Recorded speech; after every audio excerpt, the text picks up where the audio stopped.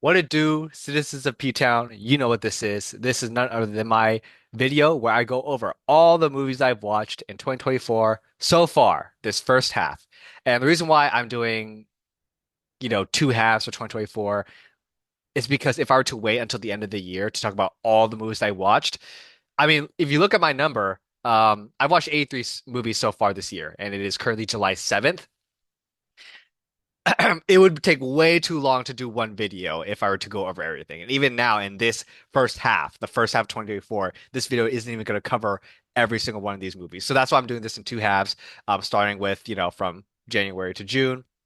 And so, yeah, this video is going to be me going over the movies I watched this year, what I thought about a lot of them, my goals for my watch list, my goals for my watch list at the end for the second half of this year, a lot of the stories behind the movies that I watched and why and such like that. So, yeah, just think of this as a very chill video. I've not written a script.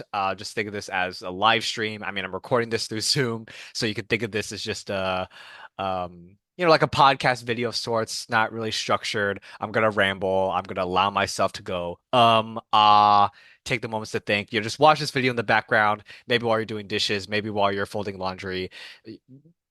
Think of it like that. But either way, we're gonna get into all the movies I watched in the first half of 2024. And yeah, let's get into it. I'm just gonna kind of scroll through the whole list, all 83 movies. This is in ranked order, so pretty much, the higher, or I guess the lower the number. You know what I mean. Number one being my favorite movie this year, and the lower we go, kind of the order of enjoyment, how much I like these movies. You're gonna see some movies that you recognized. Maybe you're like, oh, I'm surprised Preston hasn't seen this yet. Maybe you're like, oh, maybe I'm surprised that Preston has now seen this year. Maybe you're curious about why I place certain movies in certain spots.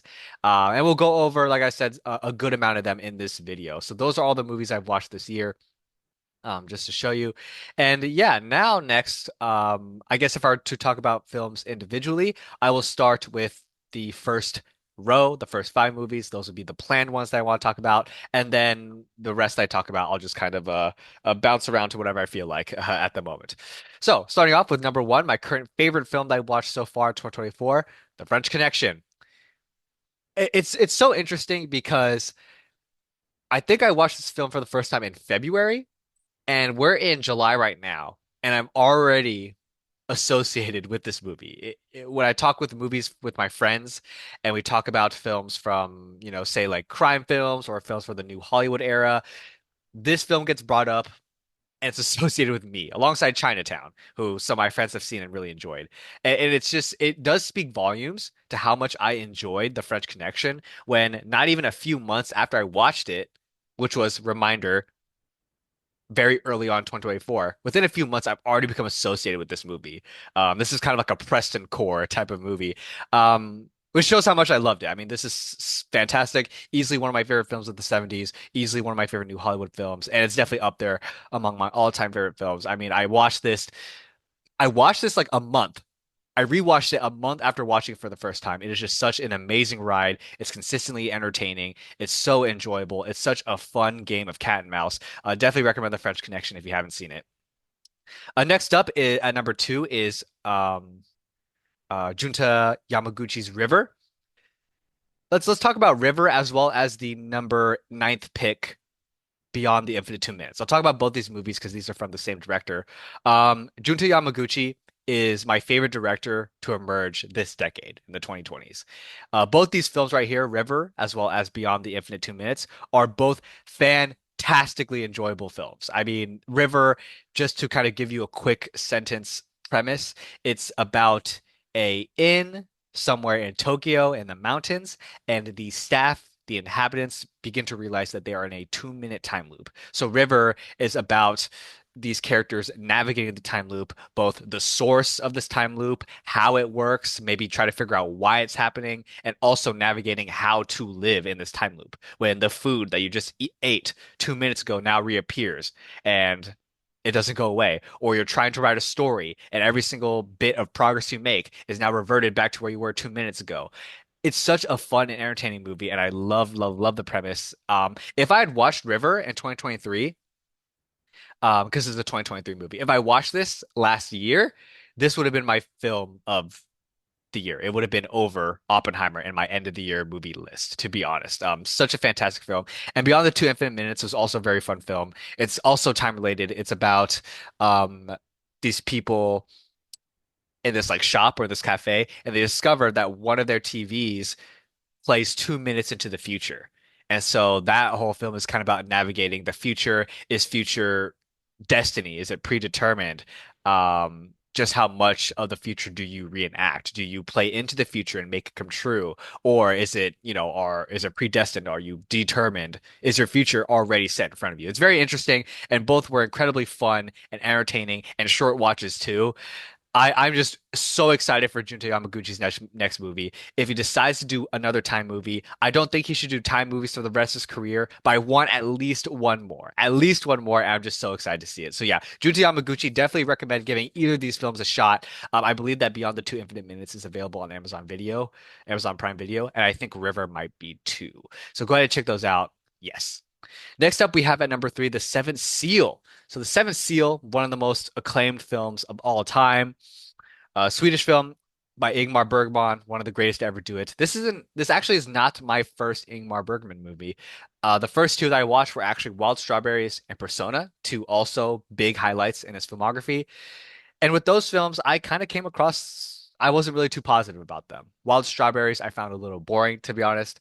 And Persona, I thought was very well crafted and pretty good, but I think it was a little bit too experimental, too open to interpretation for me to really get much out of it. With that said, I watched Seventh Seal first time, loved it. Loved it. It is an incredible, it's a perfect film. It's a perfect film. For those, I mean, once again, there are many who are aware of this movie and many who are not. It's, you kind of have to be in a certain part of your film journey to know about, your Ingmar Bergmans, your Federico Fellinis, your Yasujiro Ozu's, your Jean-Luc Godard's, those names, they're mainstream in a sense, but also many movie fans can also go their whole, I guess, movie enjoying um lifestyles and not know those names. So Bergman is kind of one of those first names that you hear. But anyways, incredible film. Incredible film. It's very interesting because I think this where was I going with this? This film is about death, for those who know. This film is about death. I guess for people who don't know, this film is about death. It is about contemplating death and afterlife. There's themes of religion. There's also a little bit of this. There's also a good amount of discussion about art and how that gets us through our lives, how art portrays death, how we live our lives until death, things like that. That's a very surface level and brief way of explaining this film. But of course, many, many movie lovers and scholars have examined and analyzed this film over the course of the years, and I absolutely thought it was incredible. And I think this is also a landmark movie because it shows some growth on my end at least. Because like I said, I didn't really enjoy Wild Strawberries that much. And Persona, I never really thought about it again since watching it for the first time. The thing is, when I discover names like Ingmar Bergman, like Federico Fellini, um, and all these like Abbas Kiarostami, for example, these names in world cinema, by the time I discovered these names, I was still looking at movies and film as enjoyment, as escapism, as something to be entertained by. At that point, when I watched Wild Strawberries and Persona for the first time, I think it was across 2020 and 2021, I think were when I watched those films for the first time. When I approached those films, I still hadn't really looked at film yet as a challenge, as existentialism, as something to, I wouldn't say analyze, because I was doing that to extent before, but to really contemplate about. I don't, where I'm going with this is that I don't think that the Preston of 2021 or 2020 or even 2022 would have enjoyed The Seventh Seal. And now it's going to be one of my all-time favorites. So I think this is a sign of growth, at least for me. I don't know where you are as far as your film loving journey. If you've already loved The Seventh Seal, if you haven't heard of it yet, I'm not speaking on behalf of others, but for me, I think that this is a good step of growth. Maybe I definitely have more to grow. Okay. But I think this is a great signifier. And I could also go back and rewatch Bergman films like Wild Strawberries and Persona, and maybe I will enjoy them more now. So those are going to be on my list. I'll definitely check those out soon. All right.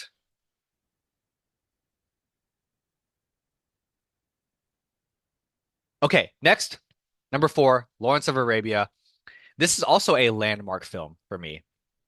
And I'll describe it in this way. When Lawrence of Arabia, most people know are aware that this is one of the greatest, most influential movies of all time. It won so many of the Oscars. It's known as kind of the epic of all epics. I initially, when I discovered this film, and I saw that runtime. And for those who aren't aware, this movie is clocking in at a good 4 hours long, including the entrance music and the intermission and the overture and all that. But it clocks in at a meaty 4 hours long for one movie. And when I first discovered Lawrence of Arabia, this was actually one of those movies I refused to watch. Not because it was associated with as like a film bro movie. I have those films that I just won't watch because of that association. But I initially refused to watch Lawrence of Arabia because it was just too long. I'm like, there's no way I did believe that this movie was probably good, but I'm just like, look, for 4 hours, no, this not in this economy, not in this society. Nobody is spending all day at the theaters anymore. This isn't the 50s. Okay, this isn't the 60s. This is the 40s where people just go to movies all day long, watching double features and all these big epics. There's no way that, I could find myself enjoying a 4 hour movie now when I could watch other movies like, The French Connection, which is barely 100 minutes, and that's such a great movie, or River, which is like barely 90 minutes, and that's a great, fantastic movie. There was a time where I thought that it didn't need to be that long, and 4 hours especially, I never thought I would have time for that. Well, spoiler alert, I found the interest to watch Lawrence of Arabia, and I absolutely adore this film. It absolutely deserves the hype as one of the greatest films of all time. Um, and here's why. Here's why what was the change of heart that made me want to watch this movie. If you were to go down to number 12, you'd see Dune Part 2 is right here. And I think Dune Part 2 is fantastic. I think it is one of Denis Villeneuve's better films. But as you look, I think that Lawrence of Arabia is higher. If you've seen Dune Part 2 or just either Dune movies and you're a fan of it, you may or may not be aware that Dune is heavily influenced by Lawrence of Arabia. I mean, it's so evident when you watch it. It's about a dude experiencing another culture of ethnical minorities, joining them, kind of living amongst them, and helping them rise up in their current conflict. They're very, very similar, extremely similar movies. They both primarily take place in the desert. I mean, there's direct quotes from Lawrence of Arabia that is used in Dune, and the main one being like "It is written" or "As is written." Whichever, one that Dune Part 2 has, Lawrence of Arabia had the other effect. I mean, it is so influential. And so Dune Part 2 coming out this year and me loving it and understanding that okay, Lawrence of Arabia has not only has a big influence on Dune, but also Lawrence of Arabia has a big influence on Denis Villeneuve, who is one of my all-time favorite directors. And so, in kind of understanding that now and realizing that, that is what allowed me to become interested in Lawrence of Arabia. And once again, I watched it, and it is absolutely amazing. I mean, the runtime is justified. I went from refusing to watch Lawrence of Arabia because of its runtime to now I roll my eyes and groan every time Jimmy Kimmel makes a long joke or a long movie joke, right? Like in the recent Oscars, he made a joke about Oppenheimer being too long. It's like, oh yeah, this ceremony is 3 hours long. We could get halfway through Oppenheimer, and I would just be like, ugh, like can this dude shut up? I've done a complete 180 when it comes to long movies. I understand the value now, and that's a completely different discussion for another time. Point is, I think my enjoyment of Lawrence of Arabia is a testament to that growth. So, long story short, there you have it. Lawrence of Arabia is fantastic. If you happen to ever find the time, definitely give it a shot. And then, last but not least on this row is The Fierce Hyena. This is Jackie Chan's directorial debut, and this is my favorite Jackie Chan film from the 70s.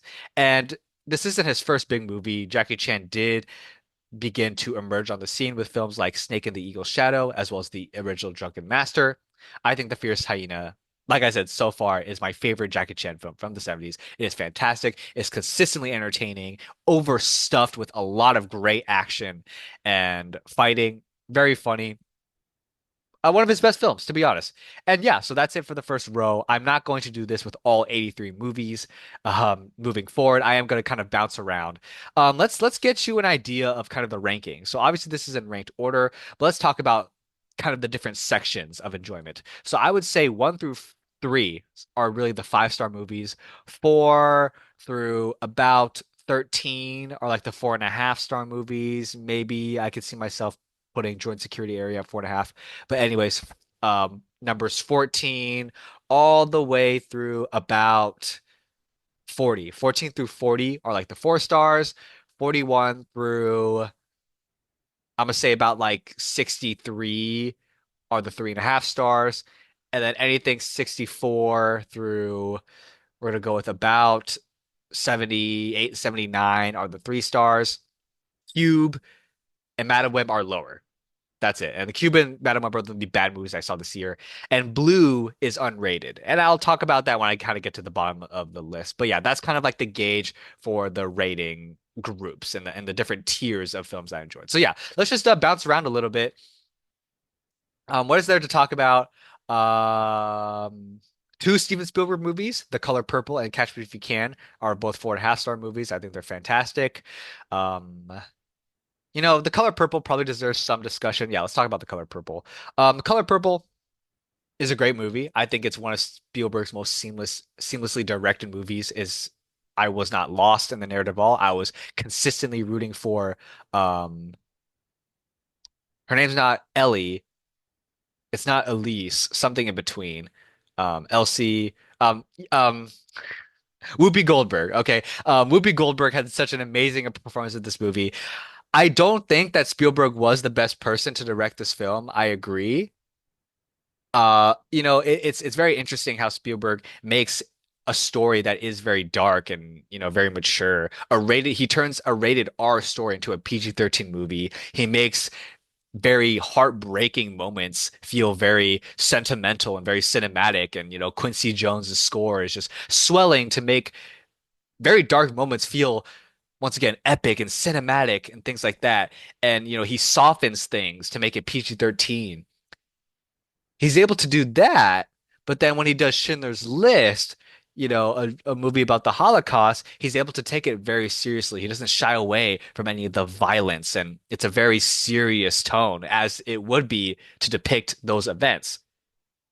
And it makes sense because Spielberg is Jewish, but that also shows that if he can have that nice, I wouldn't say nice, but like that very serious and um steady-handed approach to Schindler's List, it does show that he probably wasn't the director to approach an all black story like The Color Purple, even if I think this is one of his better movies. So I did want to go ahead and say that about The Color Purple. I think that, yeah, he probably wouldn't be the best choice, but still, I do think it is one of his finest films, to be honest. Tampopo, fantastic film. Check out my review for it. Um, I'm definitely going to be watching some more Junzo Itami films. Fantastic film. Let's bounce around a little bit. Okay. What can I talk about? Lahain. Okay, Lahain. All right. So, I'm gonna talk about this a little bit more later on in this video, but one of my goals was to watch more international films, more non-Asian international films. You probably know me by now, but I watch a lot of martial arts movies. Many Asian films are in my top of all time, whether or not it is martial arts movies or anime and things like that. But my knowledge and just the pool of films I've watched outside of Asia aren't really that high. So one of my goals this year was to watch more non-Asian international films, and La Haine is a fantastic example. I don't think it was the first. It's not the only non-Asian international film that I've watched, but obviously it's the best one that I've seen so far this year. I think it's a good way to continue to get into to other countries because America and Asia, while they're very influential for film, they're not the only places that have been influential for cinema and popular and well known. La Haine is a really good one. A really great crime film, one of the most greatest and visually striking black and white movies I've ever seen. Absolutely fantastic. Definitely check it out. I have Haikyuu, the dumpster battle in my top 20. If you know me and you know this channel, if you've been here early on in this channel, this used to be a anime manga channel. So probably shouldn't be surprised that an anime movie is in my top 20. Really great. If you're a fan of Haikyuu, you've already know about this movie. I think it's really cool. I think anime movies can be very cool. I think that the industry is kind of relying on anime movies too much nowadays and kind of always going to them. That's another discussion for another day. But with the dumpster battle, I think it's very cool because this is a sequel to the show. And everybody who watches this movie, specifically the dumpster battle, are already fans of IQ and have been invested in this series and this franchise for 4 seasons now. And so everybody who went to watch this movie are fans of Haikyuu. So the point I'm getting at is this was a really great theater experience because not only was it a pretty filled theater, but they're already so receptive to everything that was great about the film and Haikyuu because they're already fans. And I think that's a great advantage that anime films have as far as what it's doing for the industry and how so many series are getting animated anime movies now is, you know, um I'm a little mixed on it, but that's for another day. Point is, yeah, Haikyuu, the dumpster battle's at number 16. The Life of Pi is at number 15, a really, really good Ang Lee movie. Gonna probably be watching more Ang Lee. And also, I want to mention that I bought the book for it. Something that I like to do is I like to read the original novels that movies adapted from and just kind of see my opinions. And I'm excited for The Life of Pi. I think that is also going to be a very compelling read. So yeah, let's see, what else can we talk about? Kwaidan, really fantastic Japanese movie. My first Masaki my Kobayashi film. I mean, let me get his first name right because it's important. Um, yeah, let's let it load. Masaki Kobayashi. Okay, so I got it right. My first Masaki Kobayashi film. Going back to kind of long movies, as I was talking about earlier, this is a 3 hour movie, and damn, does it fly. I mean, this is also visually striking, and also I love its bold directorial style. Every single camera movement, camera pan, blocking, framing, it's also intentional, and visually, it is, once I gotta say, it's one of the most visually striking movies ever. Really good. Definitely gonna explore some more Masaki Kobayashi. Don't know if I'm gonna watch his the Human Condition trilogy yet. Those are gonna be some monsters of films that I am probably not ready for yet, but probably gonna watch Harakiri soon. Yeah, Whisper of the Heart, my Hayao Miyazaki, gotta watch more. I'm probably gonna finish his whole filmography by the end of the year. That's why I'm gonna mention Whisper of the Heart, one of his earlier films. Really good, to be honest. Another goal that I have was to watch more silent films. The silent era is such an influential and important part of cinema, and yet one that I also don't have a big pool on. And The Passion of Joan of Arc is currently my favorite silent film. It is intense. It is almost a religious experience as it is playing into religious themes of heresy and things of the such. And it's so intense. Phenomenal use of the close-up shot, visually striking as well, banging music. Yeah, like I said, definitely going to be on my higher echelon of silent films. That would also include there's somewhere around here. I think I have another silent film. No. Oh yeah, Sunrise, Song of Two Humans, also pretty good. The Cabinet of Dr. Caligari, also pretty good. I also have Buster Keaton's The General, which is a mandatory viewing as a Jackie Chan film. And for those who are aware, Buster Keaton has such a huge impact and influence on Jackie Chan, especially in his slapstick, physical, comedic style. So I did have to watch one of Buster Keaton's notable titles, which is The General. Thought it was pretty good. And yeah, watched some silent films. I also wanted to watch more documentaries. So let's talk about my favorite documentaries I've seen so far this year. I watched Heart of Darkness, which is the Apocalypse Now documentary. Love Apocalypse Now. It's one of my favorite war films, like many other people. And it's what's also well known about Apocalypse Now is that it has some of the most troubled, I guess it has one of the most troubled documented film productions ever. Anything and everything that could go wrong when making a movie went wrong. And the biggest takeaway from this documentary is how the film production experience and the film production process becomes the film itself, and how much the production process influences the film, and how when you get this script or this book or something to adapt from or an original idea, how that can differ so much from the finished product on screen, and how the filmmaking process weighs into that. Because films are these large scale productions. Even the smallest budget films are thousands and thousands of dollars. And even then, like a few $1 million for a movie is small budget. These huge productions, so many things could go wrong with so many things happening at once. And so Heart of Darkness is a great example of that. And I'm not gonna, I'm not really too particular. I mean, I could say that if you haven't seen Apocalypse Now, you could still give Heart of Darkness a watch. You might get spoiled. I'm not gonna open that can of worms, but it is a great documentary for that case to dive into the filmmaking experience and to see um just how many decisions are made every day that affect a film. So yeah, long story short, I also watched The Burning Sun, which I'm into K-pop, and if you're into K-pop too, you're probably aware of the Burning Sun scandals. This is not news to me as well as not news to K-pop fans, but a very compelling documentary. I'm gonna reorder this at some point. I would put Heart of Darkness above Burning Sun, as well as the Wiggles documentary. That was pretty good too. I also watched Grizzly Man right here at number 45, my first Werner Herzog film. It's pretty good. It's pretty good. I think it's a good documentary. Not one of my favorites, but I am going to explore more Werner Herzog, specifically his narrative feature films. Aguirre, The Wrath of God is going to be on my radar soon. Okay, let's talk about other films. Let's kind of bounce around. I mean, oh, also, if you have any questions about any specific movies that I don't cover in this video, that's already as long as it's going to be, go ahead and comment down below. I'll be happy to talk about any and all these movies individually if you want me to in the comments. But obviously, if I were to do that in this video, it would just be way too long and, like whatever. Yeah, so let's Sunset Boulevard. I watched a couple Billy Wilder films, The Apartment and Sunset Boulevard. Like them both. There's a decent gap between Sunset Boulevard and The Apartment by 11 spots, but I think they're both very good movies. I definitely want to explore some more Billy Wilder in the future. Happy Together might be my favorite Wong Kar-wai movie. Ah, no, Fallen Angels is up there. Fallen Angels. Yeah, yeah, yeah. The Iron Claw. Even though this was released last year, I got to see this at the theater uh, this year. This was the worst theater experience I've ever had. I mean, maybe it could have been worse, but as far as my experience watching movies in theater, this was terrible. And it was two groups just being loud and talking the whole time, making noises on their phones. Oh my gosh, it was terrible. I don't want to think about it again. But I had to mention it. But yeah, yeah, yeah, yeah, yeah, yeah, yeah. Yes, Portrait of a Lady on Fire is at 47. I'm sorry, everybody. I think it's a good movie. This is still a 3.5 stars. That's still a positive review.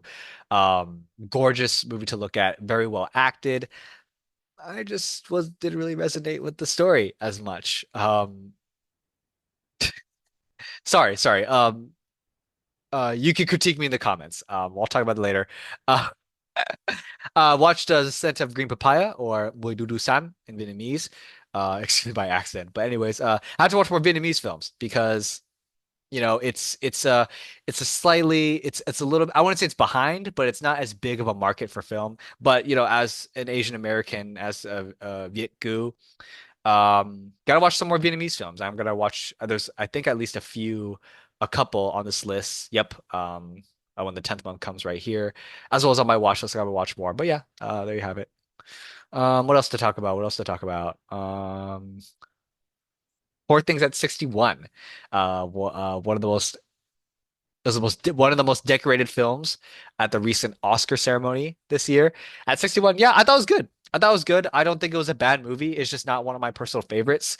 I wasn't really alienated by the content of this film. Look, if you're a fan of this channel, you know my favorite anime is Gintama. And Gintama isn't the weirdest thing in the world, but once you finish Gintama, very few things can weird you out that much. Very few things surprise you. So Poor Things wasn't that alienating in that sense. But I just think the content and the themes I didn't really take away much from it. Not really much resonated. I think it was a really well acted, well crafted film, but not one of my personal favorites. I hope that explanation satisfies Poor Things fans. It is not, I don't have any negative opinions about this film. No negativity, no criticism, to be honest. I just don't think it was one of my favorites, to be honest. Yeah, Amadeus, Best Picture winner, kind of like The French Connection, but not one of my favorite Best Picture winners. Still a good movie. Okay, okay, okay. Let's talk about The Zone of Interest. This was the best international feature winner at the recent Oscars. Not my cup of tea. And here's the thing. Slow cinema, I can enjoy slow cinema. I don't mind if a film has a lot of static shots where there's not a lot of dialogue happening and not much camera movement. And it's just kind of many scenes of long, unbroken takes. Because well, the Zone of Interest at 74, I have Goodbye Dragon Inn at number 39, and I have that at 4 stars. So I can enjoy slow cinema because Goodbye Dragon Inn, for those who've seen it, is a slow cinema movie of, limited amount of shots, minimal camera movements, long, long, long unbroken takes. I can enjoy slow cinema, but I think the approach in Goodbye Dragon Inn, I'm able to take away a little bit more than the zone of interest. The zone of interest, obviously the horrors are happening behind the mundane lives of the people who are living next to the camps. And with the sound design, you're supposed to take away the horrors. You can hear the fires burning in the background. You can slightly hear the screams of, the people going through the Holocaust, a very tough time. Um, that's a terrible way to describe a horrible time in history. Um, and while I was able to get that out of it, mostly the mundaneness of the scenes came to the surface. In Goodbye Dragon Inn, it feels there's a bit more tangibleness to the effect that slow cinema had, in which a lot of the occupants, pretty much all the occupants at the theater, felt like ghosts, just kind of wandering around, interacting with each other, and how movies, or I guess theaters, bring movies to life, but it's the people that bring the theaters to life. You know what I mean? I'm able to resonate with that idea and that experience and that visceral feeling more with this approach to slow cinema than Zone of Interest. So there you have it. I hope that kind of explains it a little bit. Of course, we could always talk about it. Oh, excuse me. I hope we could talk about more in the comments. I have Nashville at 71. You know, once again, I don't mind long movies, but I think this kind of overstayed its welcome. Gonna watch some more Robert Altman, but I don't know if Nashville is gonna be my favorite of Robert Altman. And let's talk about Blue. Number 83. Blue is not rated. I don't think it's my worst film of 2024 so far. I just didn't rate it because it's a very experimental film. So for those who know about Blue, I guess for those who don't know about Blue, not to be confused with the Three Colors trilogy, but this film Blue, and I'll get you the director's name right now. I did know the name. Derek Jarman. Right. So Blue by Derek Jarman. Um the entire screen throughout the entire film is this shade of blue. That's it. The whole time. This shade of blue, unchanging. This is what you see the entire time in the film. And what you get is a audio experience of Derek Jarman, and he's pretty much blue. This depicts both the experience as well as a lot of the dreams and the memories that Jarman had with HIV, as well as people that he knew with HIV and just them passing and things like that, and at how HIV kind of towards the end of his life he could only really see in this color blue. That's the intention of this film, and so no visuals, like I said, just well the only visual is this color blue, and then I listened to this with headphones because I feel like that would be the better experience for this film. But in your ears, Jarman is narrating his dreams, his memories, and his overall experience with HIV.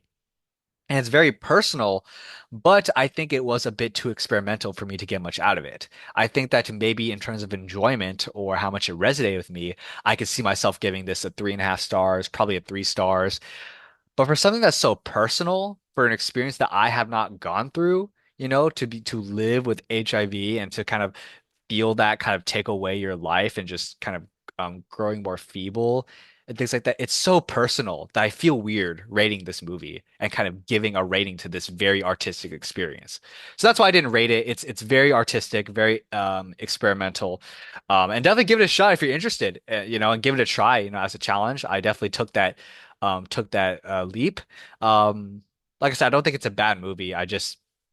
I felt that it was just too artistic and too personal to rate. I wouldn't feel good about it because it's such a personal experience and one that you really get immersed into in Blue. So that's me kind of talking about the films of this year. Like I said, I'm just kind of scroll through it again.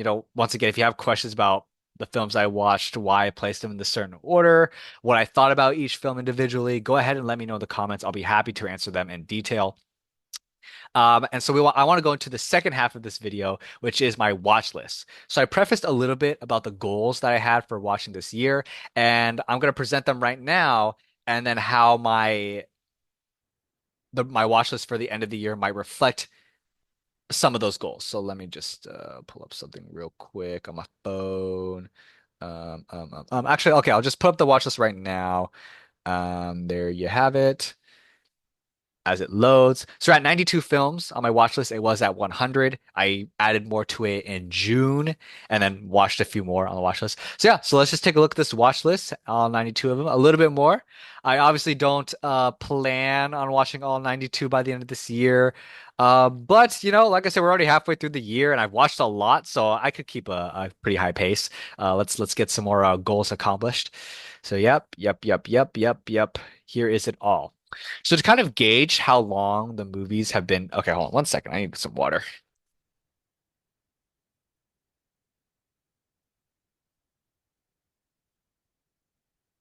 Okay, so to kind of give you a gauge of how long these movies have been in the watch list, I'll go ahead and say it.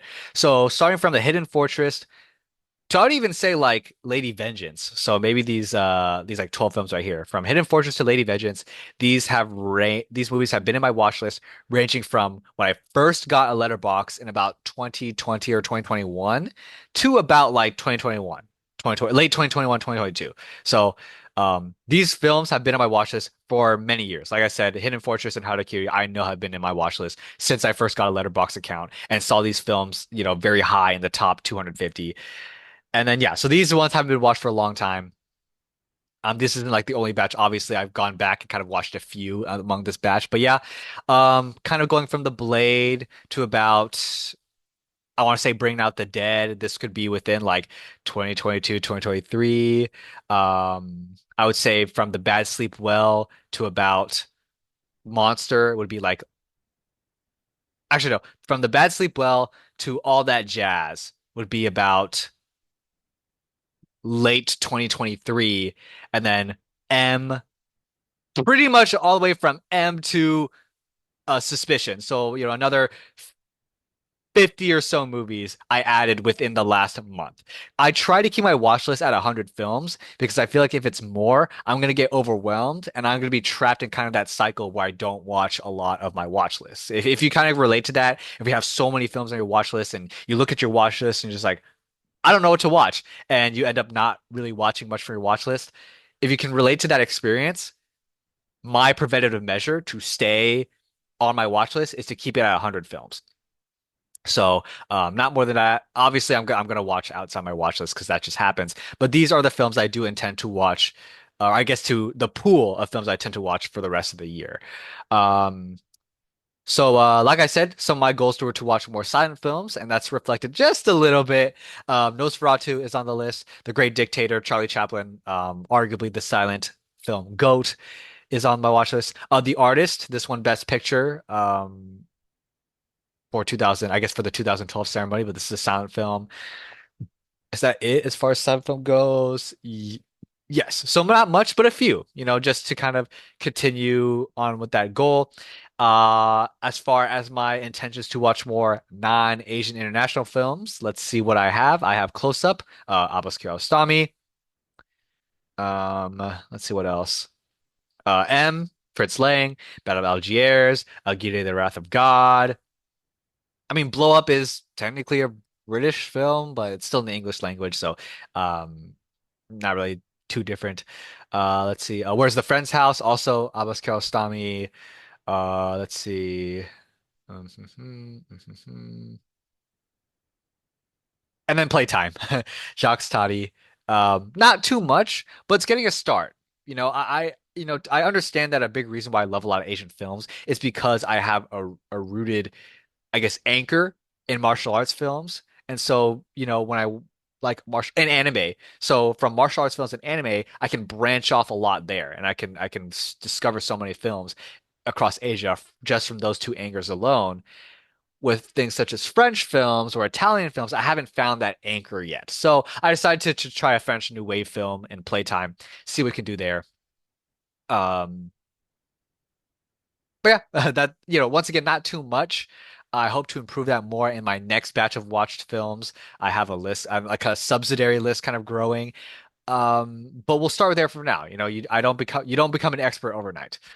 Okay, more documentaries. Let's see. Not much documentaries. I don't think I've added. I've added the Kingdom of Dreams and Madness, which is a Studio Ghibli documentary film. So I'm definitely gonna check that out. that might be it as far as other documentaries added to my list. I'm probably gonna I definitely see myself watching more Werner Herzog documentaries whenever I get the chance. He has a lot of interesting topics and a variety of subjects. Okay, okay. So that's really it as far as documentaries. Let's see what else. Let's go into directors that I'm continuing to watch more of their filmography. Lupin the Third, Hayao Miyazaki. This is the last Hayao Miyazaki movie I need to watch before completing his filmography. I think later this year I'm going to do a Miyazaki movie ranked, so that would involve watching this. So very excited to watch that. I'm gonna be watching that. Continuing to watch more Martin Scorsese. We got at the bottom. I know we have Bring Out the Dead and Last Temptation of Christ. I also added Kundun and Who's That Knocking at My Door. Coen Brothers. I have Blood Simple and Hudsucker Proxy. Spielberg. I got Duel and The Terminal and longtime residents of this list. Hook, War of the Worlds, AI, Artificial Intelligence. Let's see what else, what else, what else, what else. Mel Brooks is somewhere on here. High Anxiety. Boosh, right there. Um, um, um, um.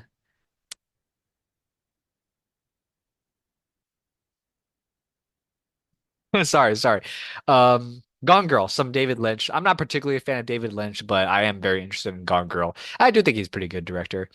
Kurosawa, longtime resident, Hidden Fortress. I'm gonna watch that eventually, as well as I said it earlier, Stray Dogs, The Bad Sleep Well, Boosh right there. Tor has some scenes directed by Kurosawa as well.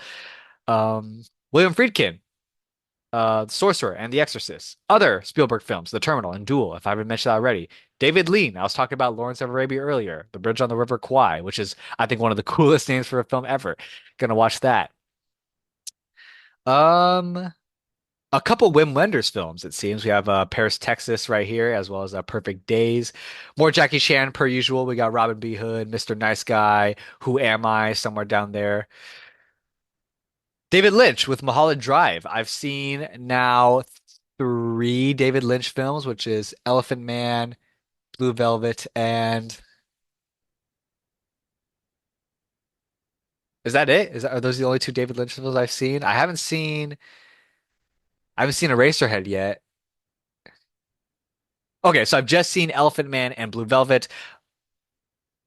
Yeah, Mulholland Drive is the next David Lynch film I want to see before I decide on exploring the rest of his filmography and maybe give Eraserhead a shot. But I think Mulholland Drive seems pretty interesting. I am going to go into it cold still, but at the same time, I'm kind of interested in just what I've, the vague explanations I've heard about it while still remaining cold.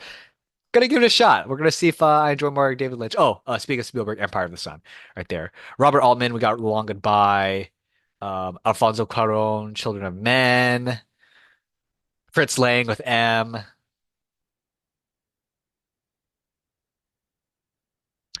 Okay, okay, okay. So since that does it for the names, as far as some eras, like I mentioned, I'm gonna try some French New Wave with Playtime.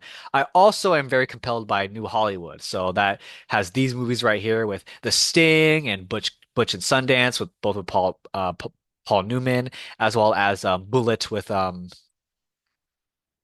oh shit, I'm forgetting his name. Oh, it's a very well-known name. The main guy in Bullet. It's a popular name. I know the name. I just don't remember right now. It's on the tip of my tongue. Oh boy, when I look it up right now, I'm gonna hit myself in the back of the head for forgetting. It's such a Steve McQueen. Steve McQueen. Literally before it loaded. Steve McQueen. Excuse me. New Hollywood films. So I want to get more into New Hollywood. It's such a compelling era of cinema. So you have those movies right there. More martial arts movies like Eastern Condors. And this looks like Encounters of the Spooky Kind right there. Pom Pom and Hot Hot. Lady Snowblood. Snow Blood. Excuse me. Some Asian action cinema. Gonna get more into that per usual.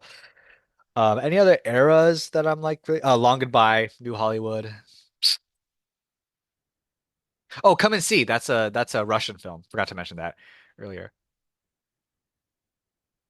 I haven't seen Superbad yet. That surprises a lot of people. I haven't seen Superbad yet. Just I happen to have not watched it yet. Just slid my radar. That's all I could say. Some more Park Chan-wook with Lady Vengeance. He's definitely one of my favorite Asian directors. Um, so yeah, I guess to kind of summarize, I am attacking some goals, like to watch more non-Asian international cinema, watch a few more silent films, watch a few more documentaries, still keep on top with watching and catching up to all my favorite directors and their films and films I haven't seen from them yet, and then continuing to pursue my interests with like martial arts films and other things like that. So yeah, I mean, here's the thing, you can't watch everything within 100 films. If you have just 100 films to become an expert on cinema, it is impossible to become an expert with just 100 films. Um, so this is not going to be everything. I don't expect myself to be an expert and to have accomplished all my goals by the end of the year, or I guess by the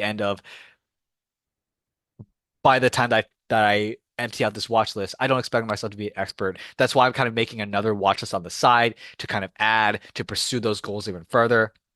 And yeah, if you have any questions about why I have certain movies on my recommendation list, why it interests me, it really comes to a case by case basis to why I put a film on my watch list. I wouldn't say it's the highest standard to be on my watch list, just more about the timing, because I keep it 100 at a time and not really more. But yeah, each film kind of has their own case by case basis. Maybe it's from New Hollywood. Maybe it's from a director I like. Maybe it has an actor I like. Maybe it's because I'm trying to accomplish a goal to watch more documentaries. All of them have their own story. Why? Maybe it's not, maybe they're not all the longest stories, but they all have their own story regardless. So feel free to ask me about anything on my watch list, as well as provide your own recommendations based on what I intend to accomplish. Whew, man, this is my third time trying to record this video and man, finally got through it. Yeah, so yeah, let me know what you think about my watch list, about the movies I watched so far this year. I don't expect myself to have another 83 movies to talk about for my end of the year video, but at least a little bit more. And I also look forward to that video to kind of because now I can show how I've been accomplishing the goals I've set out to do in this video and how much I've watched since then. So yeah, go ahead and give this a like, subscribe for more movie videos, and let me know what you have on your watch list, what you plan to watch in 2024, movies that you're looking forward to seeing in 2024 to be released, as well as films that have been on your radar that you haven't got to yet. Let me know. Let's start discussion. Let me ask me about my opinion on any of these movies if I ever got around to watching them. Um, yeah, so thank you for watching this messy video. I appreciate all the support. Look forward to other videos soon. Thank you once for watching. Subscribe, and I'll catch y'all later.